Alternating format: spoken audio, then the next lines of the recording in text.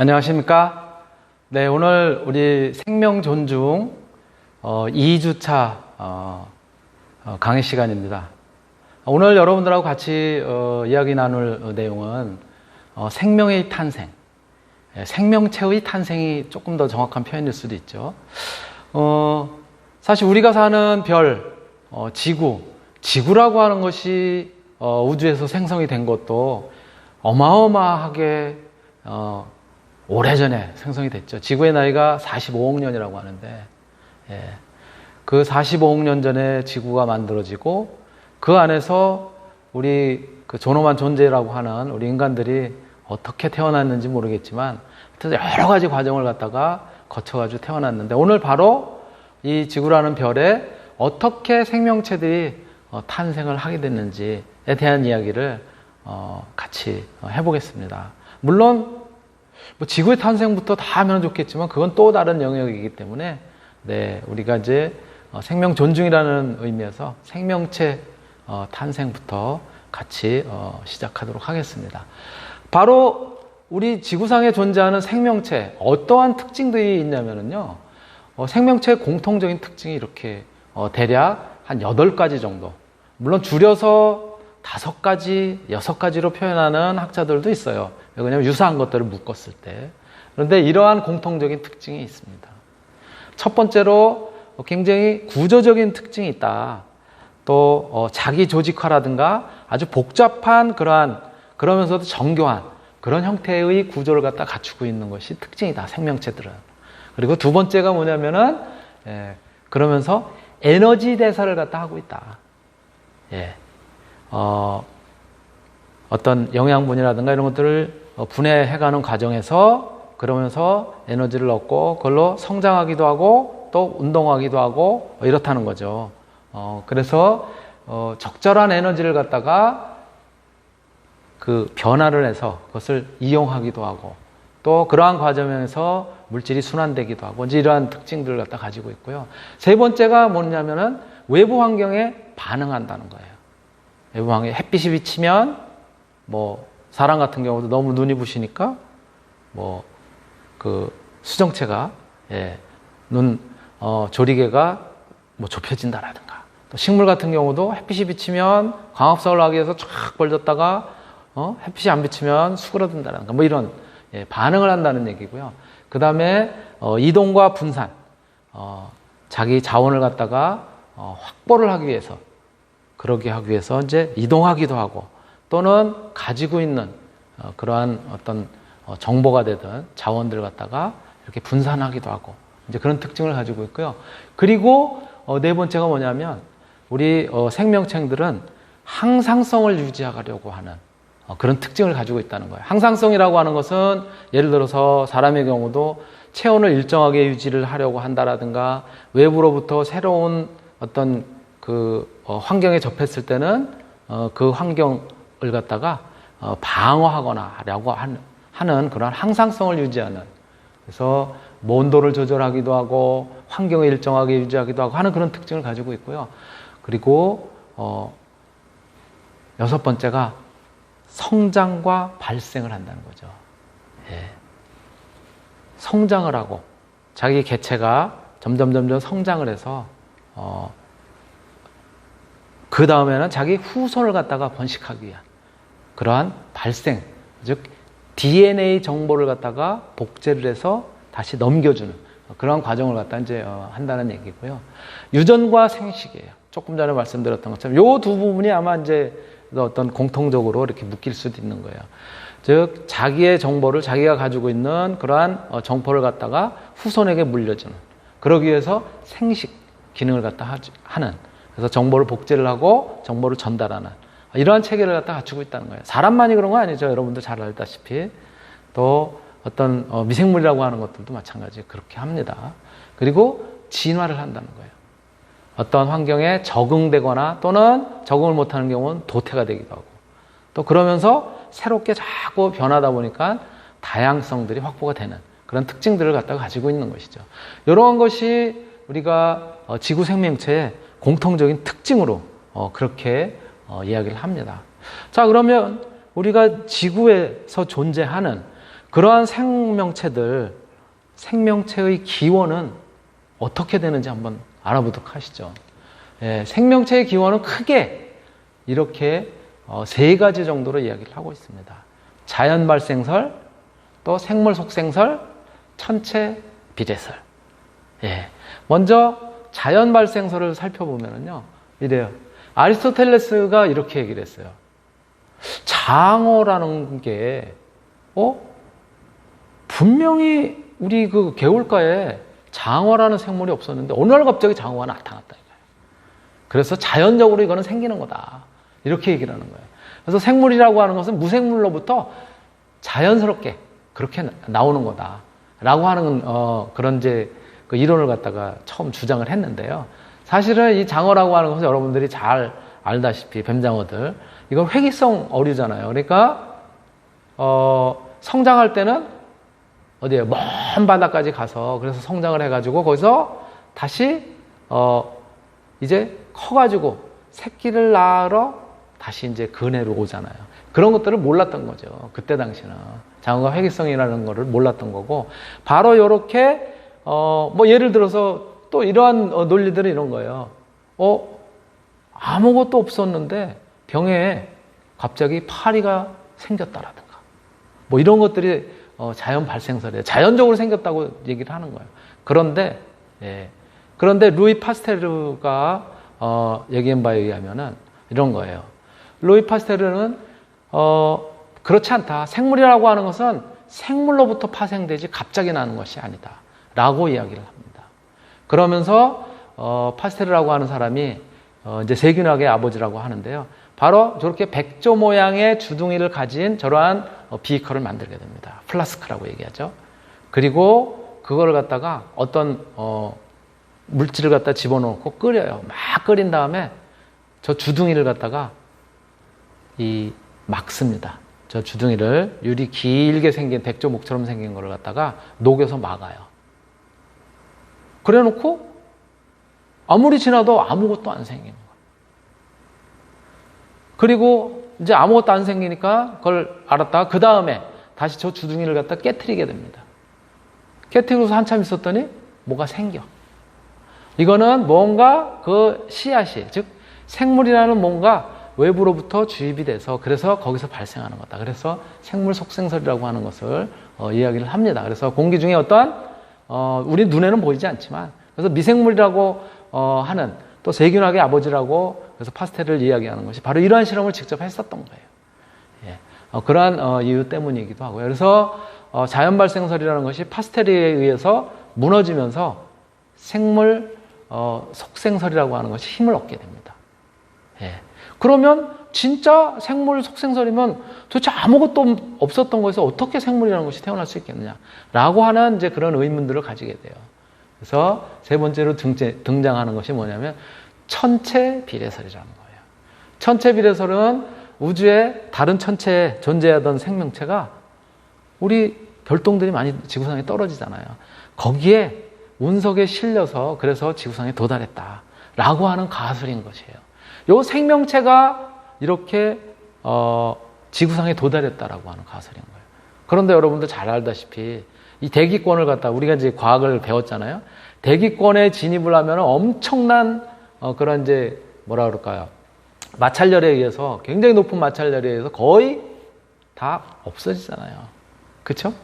근데 생명체가 설사 있었다고 한들 수천도가 되는 그런 마찰열에 의해서 거의 다 타고 이렇게 조그만 운석만이 남는데 그거는 사실 이런 그 뭐랄까 이론으로 내세울 수는 있지만 사실 거의 어렵다라고 이제 보고 있는 거죠. 요즘에 그런 견해로 보면은 그러나 이렇게 운석에서 외계로부터 생명체가 실려서 왔다라고 하는 것이 천체 비례설이에요. 바로 이렇게 천체 비례설인데 바로 조금 전에 말씀드렸던 것처럼 약간의 그런 어떤 문제점들을 이제 다 가지고 있죠. 그렇다면 생명의 기원이 되는 물질들은 어떻게 만들어졌겠냐는 거예요. 35억 년 전에, 45억 년 전에 지구가 만들어졌을 때 굉장히 불덩어리고 뭐 이랬었다고 하는데 어떻게 만들어졌을까? 이러한 의문들을 이제 갖게 되는 것이죠. 그러면서 이제 등장하는 것이 생명 물질의 기원이 되는 그런 물질들은 운석이 충돌이 되면서 그 운석에 실려왔다. 물질 자체는. 생명체는 아니더라도. 라고 하는 기원설이 있고요. 화학적으로 그러면서 만들어진 거다. 화학적인 진화설, 그리고 또 화학적인 진화설이 어떠한 내용들을 갖다가 품고 있는지 그것을 증명하기 위해서 전기방전이라든가 또는 지구상의 초기의 상태 이런 것들이 어떻게 진행이 됐는지를 같이 생명의 기본 물질이라고 하는 차원에서 한번 살펴보도록 하겠습니다. 예, 먼저 생명물질의 운석 충돌 기원설은 요거는 거의 지금 이제 정설로 굳어지고 있습니다. 1969년에 호주에 떨어진 머치슨이라고 하는 운석을 갖다가 분석을 해봤더니 그 운석에 그 안쪽에 있는 그런 운석을 갖다 분석을 해봤더니 한 74종 정도의 아미노산 이런 것들을 비롯해 가지고 굉장히 다양한 유기화합물들이 발견이 됐어요. 그러다 보니까 생명체는 아니지만 이게 우리 지금의 과학으로 봤을 때는 이제 생명체를 이루는 그런 물질들 중에 하나잖아요. 또 아미노산이라든가 유기화합물이라든가 이런 것들이. 그래서 바로 이러한 것들이 그 운석이라는 생명체의 기원은 외계로부터 온 그런 운석에 실려온 그런 것들이 기원 물질이다라고 하는 것들이 이제 어떤 설로 점점 굳어지고 있고요. 그래서 원시 대기상에서 운석이 지구와 충돌하면서 간단한 유기물들, 아미노산이라든가 또 당이라든가 또는 이제 물조차도 사실은 운석에 의해서 실려서 온 거거든요. 예. 이러한 간단한 유기물들이 실려왔다가 이것이 조금 더 어떠한 조건에 의해서 이렇게 같이 뭉쳐지고 합성이 되고 그러면서 조금 더 복잡한 유기물로 만들어지고 최종적으로 원시 생명체로까지 이르게 된 것이다 라고 하는 것이 바로 요 운석 충돌 기원설이에요. 요것들은 거의 조금 전에 말씀드렸던 것처럼 이제 정설로 굳어져 가고 있습니다. 예. 그러한 상황에서 바로 이러한 밑에 말씀드렸던 것처럼 그러한 기본적인 간단한 유기물들이 어떻게 복잡한 유기물을 거쳐서 생명체로 탄생을 했는지에 대한 그런 이제 연구들을 갖다 이제 학자들이 하게 돼요. 그래서 운석 충돌에 의한 생명물질의 생성 실험을 이제 누가 하냐면은 바로 체코의 과학 아카데미에서 그 화학자인 스파토플루크 치비스라고 하는 요 학자가 이제 실험을 하게 됩니다. 굉장히 그 높은 온도에 방전을 갖다가 일으키면서 그 안에다 기본적인 물질들을 갖다 집어넣었을 때 이것이 새로운 물질들로 합성이 되는지를 갖다 이제 테스트를 하게 됩니다. 그래서 이러한 실험을 해봤더니 예를 들어서 RNA의 4가지 염기인 아데닌이라든가 구아닌이라든가 시토신, 우라실 이런 것들이 DNA 단백질을 이루는 거죠. 또 RNA 마찬가지 단백질로 만들어진 건데 이런 것들을 이루는 그런 물질들이 생겨났더라 이거예요. 그래서 이렇게 실험 결과에 후기 운석 대충돌기 이런 것들로 알려진 그런 시기에 이런 것들이 만들어졌을 것이다 라고 예측을 하고 있고 거의 이것들도 거의 증명이 돼가고 있습니다. 이렇게 만들어진 이제 그 물질들이 이제 실험에 의해서 이제 증명이 돼가는 과정에서 또 오파린이라고 하는 사람도 마찬가지로 가설을 갖다 세우게 됩니다. 그 오파린이 가설을 갖다 세운 거는 원시 대기에 있었던 무기물질들, 아까 말씀드렸었던 그 탄소라든가 질소라든가 이런 것들로부터 유기물질들이 만들어졌을 수도 있다라고 하는 부분도 이야기를 합니다. 아까는 이제 천체 운석에 실려서 이제 온 그런 화합물들이 기본적으로 있었을 거다라고 얘기하지만 자연적으로 또 만들어진 것도 있었을 것이다라고 하는 오파린의 가설을 갖다 세우면서 그것을 밀러라고 하는 사람이 비슷한 원시 대기와 비슷한 그런 환경을 만들어요. 그래서 플라스크 내에 원시 대기 성분의 혼합 기체들, 예를 들어서 메탄가스라든가 수소라든가 이산화탄소라든가 뭐 이런 그런 것들을 갖다 집어넣고 그리고 방전을 시키면서 그러면서 이제 실험을 해서 하게 됩니다. 그랬더니 진짜로 유기물질들이 만들어지더라는 거예요.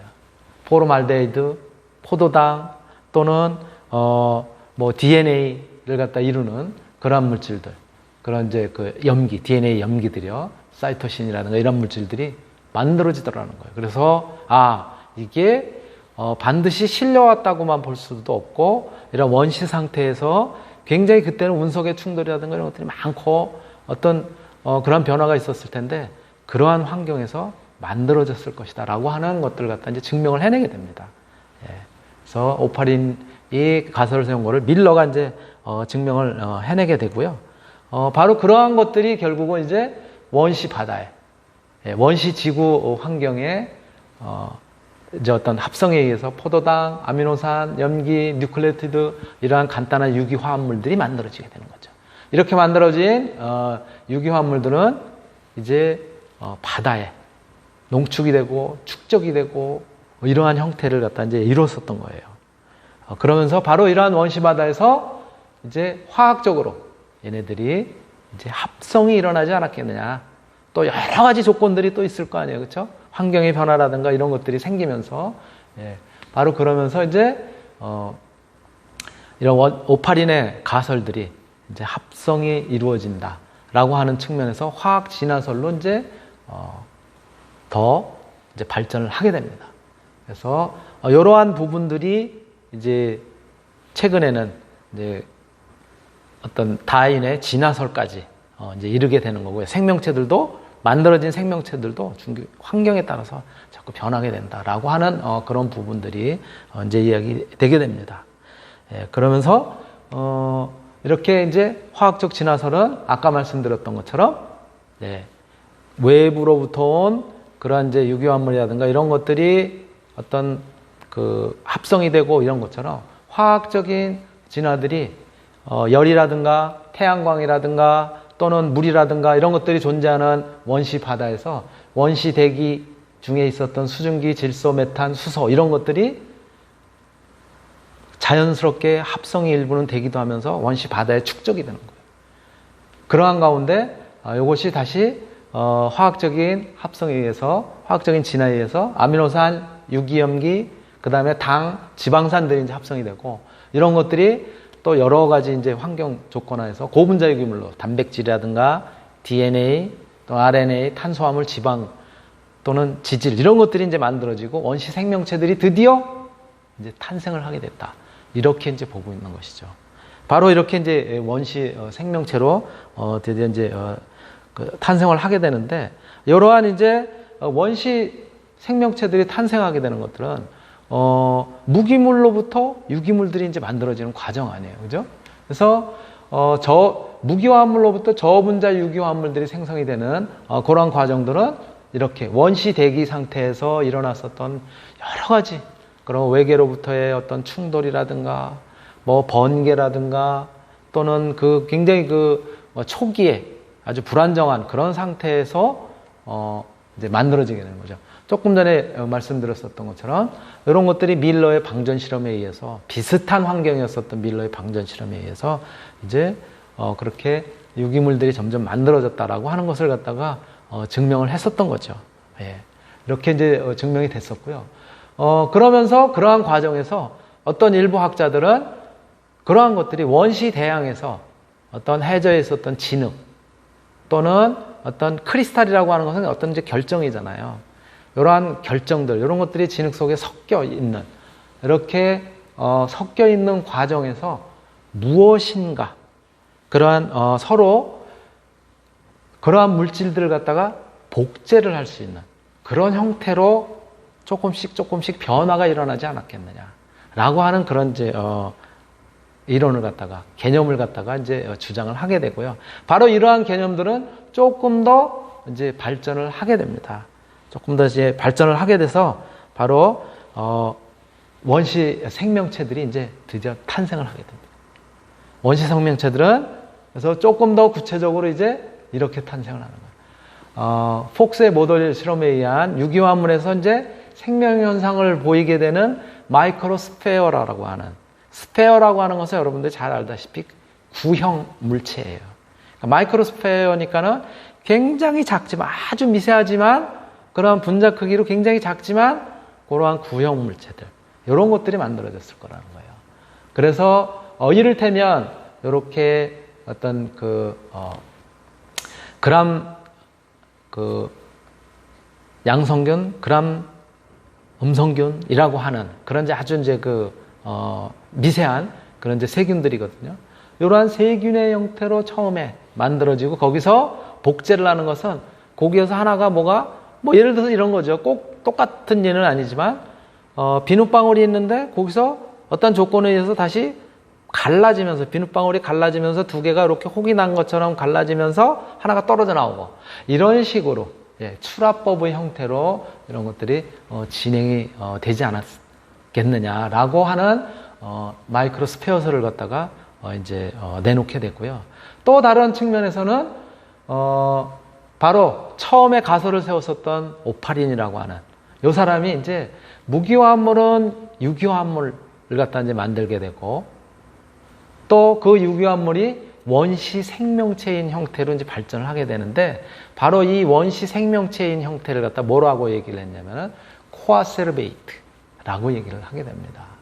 그래서 이 코아세르베이트라고 하는 것이 이제 세포성 생명체로 발전을 하게 된 것이다 라고 오파린이 이야기를 합니다. 바로 이 코아세르베이트는 뭐냐면 물을 포함하고 있으면서 그 안에 이렇게 굉장히 미세한 다양한 그런 유기화합물들 이런 것들이 같이 둘러싸여져 있는 이러한 형태를 갖다 얘기를 해요.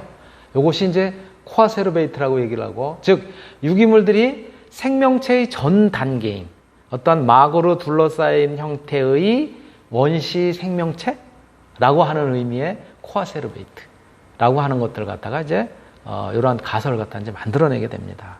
근데 이 코아세르베이트라고 하는 요것들은 생명현상을 가지고 있는 코아세르베이트는 조금 더 우리가 내용을 살펴보면 오파린의 모델 실험에서 고분자 유기화합물에서 생명현상을 모으는 이제 코아세르베이트까지 이제 진전을 하게 되는데 이 코아세르베이트는 그럼 어떻게 정의가 되어 있느냐? 조금 전에 말씀드린 것처럼 코아세르베이트는 단백질이라든가 생명체의 아주 기본 단위인 거죠.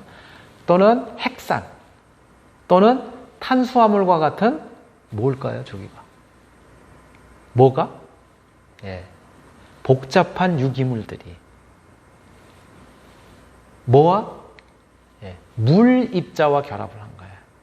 복잡한 유기물질들이 물입자와 결합해서 구형의 그런 물질을 그냥 단순하게 만드는 것이 아니라 구형의 막으로 둘러싸여 있는 그러한 형태로 된 작은 액체방울 이러한 것들을 갖다가 이제 만든다는 거예요.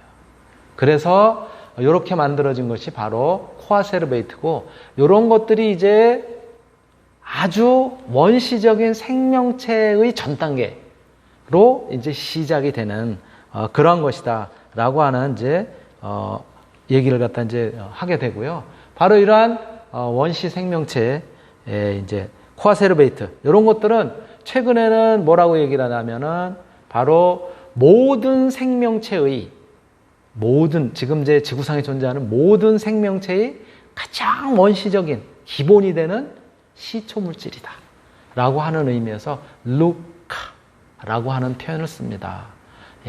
루카는 뭐냐면 last L이죠.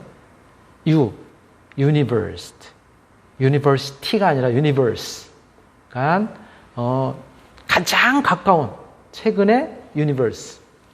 이 우주. 우리 이제 지구를 주로 얘기하겠죠. 그 다음에 카의 C, common이에요. common. 공통이 되는. 아주 최근에 지구에 공통이 되는 A, ancestor. 조상이다 이거죠. 바로 요렇게 이야기를 하고 있습니다. 이 코아세르베이트의 형태를. 그래서 루카라고 하는 표현을 갖다 지금 쓰고 있고요. 같이 원시 생명체 이런 것들의 특징들은 어떻게 나타나냐면요. 요렇게 이제 자기 복제력과 물질 대사 능력을 갖다가 이제 아주 기본적이지만 갖게 되고 또 비세포성 생명체로서 대략 출현 시기가 한 40억에서 38억 5천 년 전에 그러니까 지구가 만들어지고 무려 5억 년 정도가 흘렀다는 얘기예요. 그런 정도 지나서 만들어지게 된다. 그러면서 최초의 종속 영양체로 등장을 하게 되고 바로 이러한 것들이 생명의 기원에서 극히 초기 단계였었다라고 하는 부분을 갖다가 이제 이야기를 하게 됩니다. 자, 그러면 이 코아 세르베이트라고 하는 조금 전에 제가 다른 표현으로 루카라고 하는 이런 것들이 어떻게 만들어졌는지를 같이 한번 영상을 한번 보시도록 하겠습니다. In the early Earth, you could envisage these bubbling mud pools where water dissolves the rocks and makes clay. As the gas comes out, it forms a membrane which then bursts.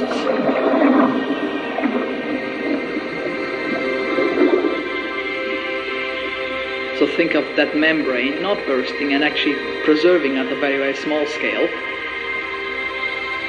And then if you mix the organic molecules inside, you all of a sudden have an organic molecule inside a membrane to form a cell.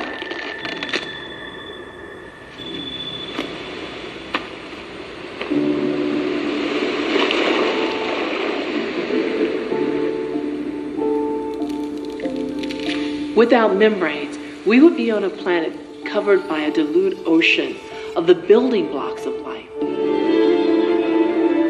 But with membranes, finally, there was a way to keep all those building blocks together. I believe there were many opportunities for life to arise.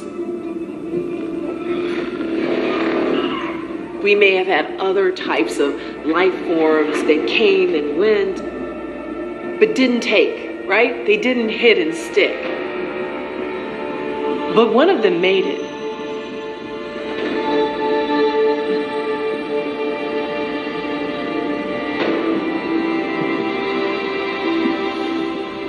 It's called LUCA, which stands for the last universal common ancestor for all life here on Earth. LUCA could protect itself with a membrane and reproduce itself. Everything came together in just the right way to create the first living cell, with DNA at its heart.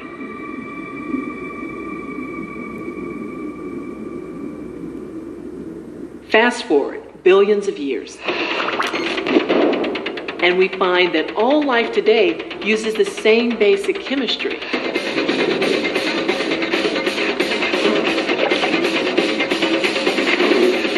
And this points to one thing. It all originated in that first primitive cell.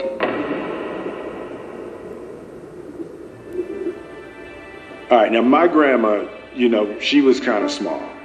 But Luca, the great times a gazillion grandmother of us all, she was tinier than a dot. As far as we know, that cell was the single and only origin of all life. Well, at least on Earth. If you check out pretty much anywhere in the universe, you're going to find the same ingredients to cook up life. They're not exotic, they're staples. Now sure, mixing them up just right is hard, but the universe is vast. So does that mean there's a big piping hot serving of life somewhere else out there?